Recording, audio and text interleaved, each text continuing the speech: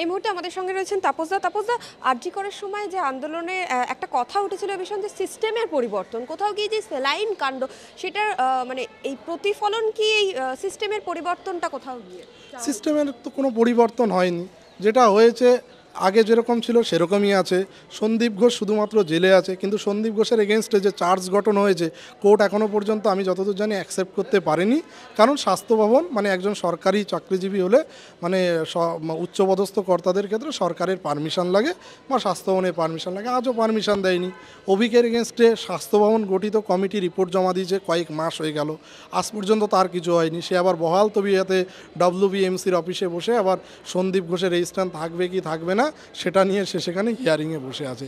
কি পরিবর্তন হলো দেখুন, অভয়ের কেসের পরেও দেখা গেছিলো রিফর্ম সেই অর্থে কিছু হয়েছে বলে আমি জানি না। কয়েকজনের ওই কি বলে ডিসি নট সিপি এনাদের একটা অন্য জায়গায় পোস্টিং হয়েছে, সেটাও আমি বলবো যে একটা প্রমোশনাল পোস্টিং, প্রাইস পোস্টিং হয়েছে, কারো ডিমোশন হয়েছে বলে আমি দেখিনি, বা কারো সাসপেন্ড হয়েছে সেটাও দেখিনি।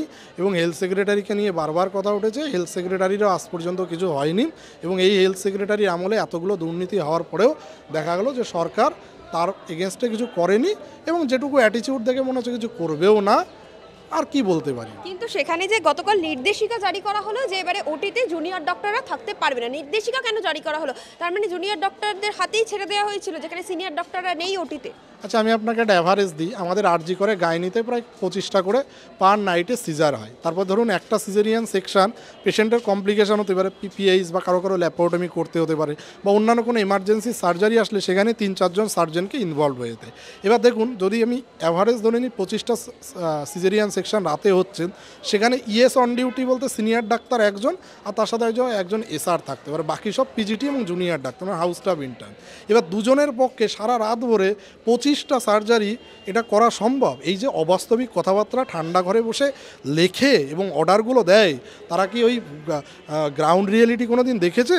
এবং যারা এই কথাগুলো বলছেন, তাহলে একটা কাজ করতে হবে, ইএস অন ডিউটি বা সিনিয়র ডাক্তারকে প্রতি নাইটে 4 জন করে দিতে হবে। শুধু 4 জন দিলে তাও অ্যাভারেজ 6টা করে সার্জারি পড়বে একজন সিনিয়র ফ্যাকাল্টির পক্ষে। এবং তাছাড়া দেখুন, আমাদের মেডিসিন ডিপার্টমেন্ট আছে, সেখানেও এসএওপি ডিউটি করছে 3rd ইয়ার পিজিটি। এবার কেন করছে? কারণ হচ্ছে আমাদের সাফিসিয়েন্ট ফ্যাকাল্টি নেই সেখানে। রাতের বেলা যারা নাইট দেয় বা ইমার্জেন্সি যে ওটিগুলো হয় সেখানে থাকে কারা? আগে ছিল আরএমও কাম ক্লিনিক্যাল টিউটার, সেখানে এখন আরএমওর পোস্ট তুলে দিয়েছে, এখন হচ্ছে অ্যাসিস্ট্যান্ট প্রফেসর। এখন কথা হলো, আমাদের রাজ্যে অ্যাসিস্ট্যান্ট প্রফেসর কজন আছে বা আরএমও কাম ক্লিনিক্যাল টিউটার কতজন আছে এবং তারা কতটা করতে সক্ষম, এই ধরনের রেশিওগুলো ক্যালকুলেট করে তারপরে অর্ডার দেওয়া উচিত। শুনুন, হসপিটালগুলোতে ব্যাকবোন হচ্ছে এই জুনিয়র ডক্টর, মানে হচ্ছে আপনার ইন্টার্ন, হাউস স্টাফ আর হচ্ছে পোস্ট গ্র্যাজুয়েট ট্রেনি। এবং পোস্ট গ্র্যাজুয়েট ট্রেনিতে 3rd ইয়ার যারা একদম অলমোস্ট শেষের দিকে, এরা যথেষ্ট দক্ষ এবং এরাই হেলথ সিস্টেমটাকে কিন্তু আমাদের ওয়েস্ট বেঙ্গলে রান করে যাচ্ছে। এইবার যদি বলে যে তাদের জন্য তারা করেছে বলেই ভুল হয়েছে, দেখুন এতদিন ধরে তো কোনো ভুল হয়নি, কোনো ভুল নিয়ে কমপ্লেন অভিযোগ হয়নি। এখন মুশকিল হচ্ছে, আপনার আরএল নিষিদ্ধ করেছে কর্ণাটক সরকার অনেক দিন আগে, তারপরে আপনি সেই আরএলকে ব্যান করতে পারেননি। এখন কি হচ্ছে যে ডাক্তারবাবুরা আরএল কেন দিয়েছিল, কেন অক্সিটোসিন কিভাবে চালিয়েছে, ভুল চালিয়েছে, এই সমস্ত নানা রকম দানাই পানাই কথা বলে একটা রিপোর্ট পেশ করা আছে। এখন আপনি বলতে পারেন যে স্বাস্থ্য ভবনের গঠিত কমিটি এই রিপোর্ট পেশ করেছে, আপনি ডাক্তার হয়ে কেন বিশ্বাস করেন? হ্যাঁ, আমি অবভিয়াসলি যদি কোনো এরকম ভুল হয়, কোনো অন্যায় হয়, আমি সেই ডাক্তারবাবুদের এগেনস্টে অবশ্যই আমি শাস্তি চাইবো। তা আমি এটা বলবো যে স্বাস্থ্য ভবনের গঠিত কমিটি কিন্তু অভিজ্ঞদের এগেনস্টেও অনেকগুলো অভিযোগ জমা করেছিল, তার কি পানিশমেন্ট রয়েছে? তার মানে কি স্বাস্থ্য ভবন ওইটাকে বিশ্বাস করে না? স্বাস্থ্য ভবন যদি ওটা বিশ্বাস না করে, তাহলে আমিও এবার বলবো যে স্বাস্থ্য ভবনের গঠিত কমিটি কালকে যে রিপোর্ট দিয়েছে সেটাও আমি বিশ্বাস করি না। আগে আপনারা বিশ্বাসের জায়গাটা তৈরি করুন। আপনাদের গঠিত কমিটি অভিকের এগেনস্টে যে কমপ্লেনগুলো সাবমিশন করেছিল, আপনারা সেটার অ্যাকশান নিন, তারপরে এই গঠিত কমিটির যে কমপ্লেন সেই ভিত্তিতেও আমরা তখন কথা বলবো। এখন মুশকিলটা হচ্ছে সেটা তো করবে না স্বাস্থ্য ভবন। এই ক্ষেত্রে একজন ডাক্তারের এগেনস্টে অ্যাকশান নেওয়া তার পক্ষে খুব ইজি, কিন্তু ওই ক্ষেত্রে নেবে না। এটাই হচ্ছে খুব স্বাভাবিক। যেমন আমাদের থ্রেড কালচারে অভিযুক্ত কিছু লোকজন, তাদের হয়েই গভর্নমেন্ট পারলে কথা বলেছে ওপেনলি, এটাই তো সমস্যা হয়েছে। সেখানে মুখ্যমন্ত্রী তথা স্বাস্থ্যমন্ত্রী বলছেন যে এই কাণ্ডে যারা যুক্ত তাদের কাউকে ছাড়া হবে না, জিরো টলারেন্স নীতির কথা আবার বলছেন। আরজি করার সময় বোধহয় এরকম এই জিরো টলারেন্স নীতিটা তো মানে একটা মানে কি বলবো, দীর্ঘদিন ধরে বলে আসছে। জিরো টলারেন্সের পরে অভিক কেন এখনও ডব্লিউবিএমসির অফিসে বসে থাকে? সুদীপ্ত রায়, সুশান্ত রায় কী করে অফিসে বসে আছে? আপনিই বলুন না যে সিবিআই কি সাপ্লিমেন্টারি চার্জশিট দিয়েছে? দেয়নি তো। তাহলে ক্রাইম সিনে কাকে দেখা গেল? সন্দীপ ঘোষের যে ওই সো কল্ড কী বলে data entry operator Prasun Chatterjee না কি টাইটেল, আমি এক্স্যাক্টলি মনে করতে পারছি না, ওনার নাম সম্ভবত প্রসূন। তাহলে উনি ওই ক্রাইম সিনে উনি কী উনি ডেটা এন্ট্রি করছিল না অভয়ের যে মোবাইল ল্যাপটপ তার ডেটা ইরেজ করেছে? সিবিআই কিন্তু এখনও পর্যন্ত সাপ্লিমেন্টারি চার্জশিট দেয়নি। অথচ আমাদের স্বাস্থ্য ভবনের যে গঠিত কমিটি, সেই কমিটি কিন্তু প্রসূন ভদ্রলোককে ক্লিন চিট দিয়ে দিয়েছে। এই তো আপনাদের তদন্তের নমুনা। আপনারা জিরো টলারেন্স নীতি বলেন, আপনারা আপনাদের মতো করে করেন, যেগুলো আপনাদের পক্ষের লোক তাদের হয়ে কথা বলছেন, আর যারা হচ্ছে এই সমস্ত যারা জুনিয়র ডাক্তাররা খেটে মরছে তাদেরকে আপনারা এখন কিভাবে ফাঁসা দেয় সেটা করছেন।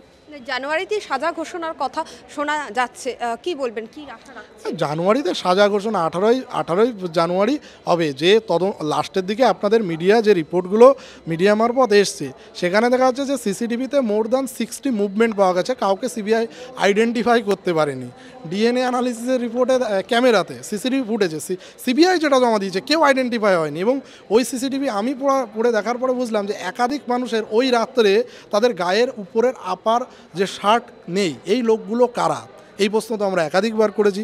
এবং যে ডিএনএ অ্যানালিসিস রিপোর্ট, সেই ডিএনএ অ্যানালিসিস কিন্তু সেন্ট্রাল ফরেন্সিক সায়েন্সের ল্যাবরেটরিতেই হয়েছে, সেটা সিবিআইয়েরই রেকমেন্ডেড।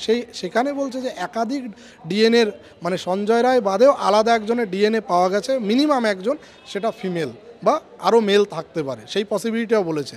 তাহলে কি এই যে ওই ডিএনএ স্যাম্পেল সঞ্জয় রায়ের সাথে ম্যাচ করেছেন, সন্দীপ ঘোষের সাথে কি ম্যাচ করেছেন, আদার্স কোনো সাসপেক্টের সাথে ম্যাচ করেছেন? করেননি।